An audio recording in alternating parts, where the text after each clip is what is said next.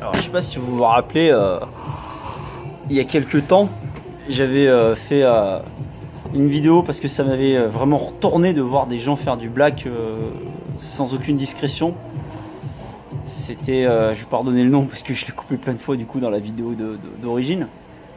Mais ça m'avait bien retourné et je l'avais bien défoncé et ben, je pensais pas qu'il y aurait eu un changement aussi radical sur Facebook. Ça me... En bien, hein. Alors pas sur la personne je la vois plus. Hein. Donc elle a fait ce qu'on lui a demandé de faire, disparaître, effacer les traces, diluer, faire plein de comptes peut-être, je ne sais pas, je ne chercherai pas à savoir. Sauf que là, bah, du coup, on va appeler ça le Blacker de la semaine, volume 2, deuxième édition. J'ai eu quelque chose de tout à fait... je le défends pas, attention, mais le pauvre. Poser une petite annonce vite fait, comme ça se fait d'habitude dans des groupes de rétro, hein, je veux dire, quelque chose de tout à fait normal. Ce qui m'a fait halluciner, c'est la réponse des gens.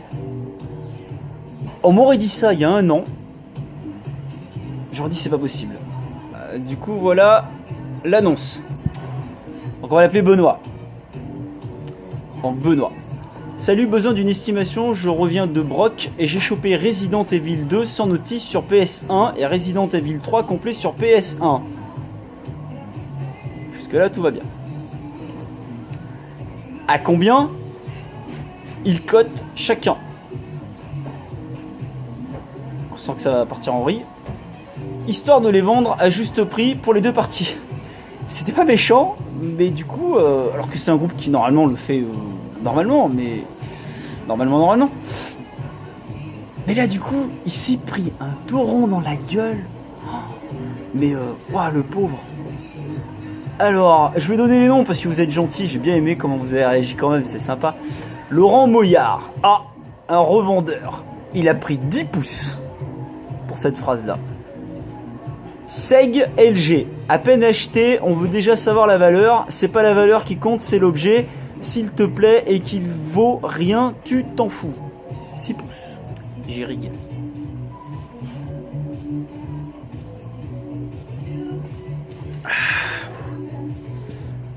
Et parce que ça va sèchement racler du fond là, ça va faire mal. Effectivement, je revends des jeux vidéo, je demande une estimation pour proposer un juste prix pour l'acheteur tout en m'y retrouvant financièrement. Perso, je trouve que par exemple, vendre une Super NES sans loup, 70 €, c'est abusé. C'est quoi ce pauvre exemple? Tu fais style, ouais, moi aussi ça m'a pris à la gorge, je trouve pas ça sympa, alors je vais vendre un petit peu moins cher, etc. Mais t'as pas le droit! T'as pas le droit! Non, je déconne, tu peux bien faire ce que tu veux, et voilà. Mais là, encore une fois, c'est pas discret. Je trouve ça vraiment dommage. Alors moi, je lis tout ça parce que bon, moi il me dérange pas, le pauvre, il a été un petit peu franc, mais pas méchant. Mais il va en prendre plein la gueule, et cette vidéo est là pour ça, donc c'est parti! Alors, doudouche froide, ça c'est du nom. Tu bouffes le marché du rétro, tu trouves pas ça bête d'acheter pour revendre. Le principe du jeu vidéo, c'est pas d'y jouer plutôt. L'avenir du rétro est triste. Moi j'achète un jeu car il me plaît, car il a un souvenir, une histoire pour moi, enfin bref. Bon, il va y avoir un conflit générationnel à mon avis, en effet, ouais. Beaucoup de gens d'époque ne comprennent, mais comme moi, veulent pas que ça devienne ce que c'est en train de devenir, parce que c'est vrai que son estimation on peut lui faire en un clin d'œil et c'est pas énorme quoi. Pour de l'argent c'est pas énorme, en magasin ça peut être beaucoup plus cher, mais je trouve ça complètement débile d'insister. Moi j'aurais enlevé le poste, ou peut-être qu'ils rigolent, hein. Il y en a beaucoup qui trollent, hein. Fabien Schwartz, du moment que le prix reste abordable, pourquoi pas. T'inquiète pas, les fans de rétro game viendront te voir. Allons-y. Seg LG, entièrement d'accord avec Doudouche froide, j'achète que ce que j'aime, je regarde pas si je veux, si le jeu, oh putain je vois rien, si le bleu, et je regarde pas si le jeu, vaut, oui parce que c'est écrit, en fait il y a plein de fautes partout, vaut 1 € ou 500 tant qu'il me plaît, oui mais là c'est foutu. Oh Pierrick Guitaromane, le revendeur qui n'a pas la culture pour en être un. Oui, alors ça c'est vrai. Le mec débarque avec quelque chose de base et demande combien, alors que c'est un truc qu'il est censé savoir, et après il veut se faire du fric. Il y a des tarifs, mon ami, que tu dois connaître. C'est logique. Ils peuvent bouger, fluctuer, mais un Resident Evil, c'est une base. Tu dois savoir combien ça vaut, sinon tu traînes pas dans le coin. Ou tu fais comme Jojol. Tu regardes sur internet et tu te fais ta propre idée, quoi. Alerte ratisseur. Un autre, pas de chance, je suis un puriste de Resident Evil, ça me fait mal quand on touche à ma saga de prédilection. Kev piqué, attaque de geek, quoi. Désolé. J'ai dit... Je suis sur le cul, j'avais jamais vu ça. Autant de défenseurs de la passion d'un coup, juste pour une estime. Putain, c'est beau. C'est Jojol qui serait déçu. Merci les amis pour ce début de journée plein d'espoir. Oui, parce que je venais de me lever et en lisant ça, j'étais super content. C'est clair. Après, faut le faire, vous pouvez le faire, mais là c'est très mal fait. Et quand c'est mal fait, je suis content de voir que les gens bougent leur cul et viennent dire, dis donc mec, espèce de revendeur de merde. Connard de revendeur. C'est vrai. Alors après on m'a parlé un petit peu, donc je vais pas me lustrer le feutre, hein, ni le faire mousser.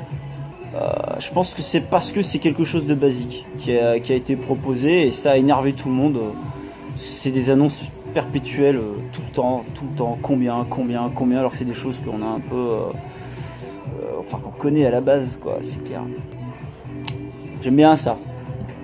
Damien du trio, ça coûte le prix que tu les as achetés. Plus éventuellement les frais de port. C'est une très belle phrase. En gros, fais-nous pas chier. Je comprends pas, à la limite, si t'étais un collectionneur gamer passionné, tu les proposerais à l'échange pour compléter ta collection à moindre coût et faire plaisir en échange à un autre passionné qui recherchait les Resident Evil PS1. Ici, à peine rentré de la broque, tu veux... Oui, bah oui, du coup, ça correspond au niveau des horaires. Une estimation directe avant de le vendre. Faut pas s'étonner que tu sois catalogué comme revendeur. Au black! Les prix parfois demandés, c'est abusé. Vive les cash converteurs. Voir un simple Zelda sur Nintendo 64 à moins de 20 € et voir des rapaces ici le vendre 60, c'est dingue. Alors c'est ça aussi qui est impressionnant. Quand t'as des petits cash ou des indés qui vendent des trucs pas trop chers parce qu'ils se disent bah c'est bon, on va pas suivre le truc, automatiquement. Oh, tu fais la bonne affaire, je vais le revendre tout de suite. Ça vous rappelle pas quelqu'un? Joli pactole. 10 € le 2 et 15 € le 3, pas plus. Il y en a des milliers sur le marché, sur Amazon, 27 € le 3 avec Vaseline, non? Enfin, c'est bien, du coup vous avez quand même fini par donner des cotations, mais il a pris pour son grade, quoi. Il y a 15 jours... Oh putain, mon siège. Densha Toko. Vous l'avez tué, il est en PLS. Oui, c'est vrai qu'après on l'a pas revu, hein. Nicolas Caillard, si t'as des jeux Mega Drive à vendre, douche froide, tiens-moi au courant, bis. Alors moi j'aime bien les mecs qui sont là, tu sais, entre temps. Dis donc, au fait, t'as toujours... parce que moi c'est... Non mais ça c'est sympa. J'aime bien cette ambiance. Samantha Pierrug. Il demande une estimation, il repart habillé pour l'été. Ouais, carrément. Bien joué, Sam. Steve CPM. Encore un trou du cul qui se fait du fric sur les jeux vidéo. C'est mérité. Michael Lotte. C'est méchant pour les trous du cul. Alors on est en train d'aller droit dans ce truc. En fait, il y a vraiment une évolution, hein, on peut vraiment le sentir. On voit beaucoup plus de gens passionnés dans ces groupes de vente, hein, et d'échange, attention. Mais les gens sont plus, je dirais pas détendus, mais plus concernés. Ouais. Et du coup, les prix ne montent pas. C'est vrai. Parce que beaucoup de magasins aussi se mettent à faire des prix, on va dire, normaux, c'est-à-dire un prix normal.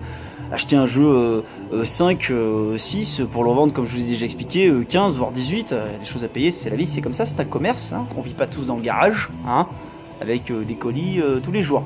Voilà, ça marche pas comme ça. Il faut l'accepter. Le commerce, c'est comme ça. Voilà. Après, si vous pouvez vous débrouiller tout seul, débrouillez-vous tout seul, mais ça ça passe pas. Tant mieux. Avant ça passait, maintenant ça passe pas. Je suis fier de vous. Ouais. Voilà, donc vous méritez tous de passer sur cette chaîne parce que vous l'avez mis en PLS. En PLS, c'est du PLS quoi. Donc voilà, je suis bien content de retrouver de plus en plus cette passion dans les groupes, parce que beaucoup de... Non, j'exagère, quelques youtubeurs ont balancé quand même de la merde sur nous, parce que j'estime toujours être avec vous sur Facebook, et vous défendez vraiment bien les couleurs de la passion. Moi je suis désolé, ça se passe super bien. Ce genre d'événement là va faire aller ces personnes là ailleurs, ou les décourager parce qu'ils démarrent. On voit bien que ça démarre, hein. Attends, Resident 1, 2, 3, c'est pas cher. Enfin, c'est pas cher, un petit peu. Mais il n'est pas là le Graal. Le Graal c'est Nintendo 64, c'est le 2. Et heureusement que le 0 est jamais sorti d'ailleurs. Parce que ça aurait été un vrai bordel. Mais voilà, je suis super fier de vous quoi. C'est super cool quoi. Moi j'aime traîner avec vous quoi. Surtout pour ce genre de troll. Voilà, c'était pour le bloqueur de la semaine numéro 2. Fallait faire un 2. Non, mais ça m'a bien fait rire. Oh putain, vous l'avez mis en PLS les gars. Super. Allez, à plus tard. Et vous méritez bien ça, ça déconne. Bien fait pour ta gueule. Ah